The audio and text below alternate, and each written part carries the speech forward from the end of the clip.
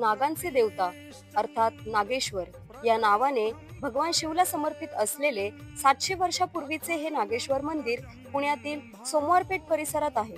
या मंदिराच्या पूर्वेला व पश्चिमेला दोन मोठे दगडी प्रवेशद्वार असून त्यावर खिडक्या व घरासारखी लाकडी रचना आहे. मोठ्या दगडी प्रवेशद्वारातून प्रवेश करताच गर्भगृह, अंतराळ व सभामंडप अशी मंदिराची रचना दिसते. मुख्य दगडी गर्भगृह यादवकालीन हेमाडपंथी स्थापत्य कलेचे आहे. या मंदिराची पायभरणी 14व्या शतकातील असावी, मात्र मंदिराचे लाकडी सभामंडप हे 18व्या शतकातील पेशवेकालीन आहे.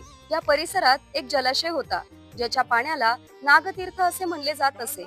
या पाण्याने कुष्ठरोगासारखे आजार बरे होतात असे भक्तांची श्रद्धा होती, मात्र आता हा जलाशय अस्तित्वात नाही. हेमाडपंथी आणि पेशवेकालीन स्थापत्य कलेचे संगम असणारे हे नागेश्वर मंदिर पुणे शहराचे जणू सोनेरी मुकुटच आहे.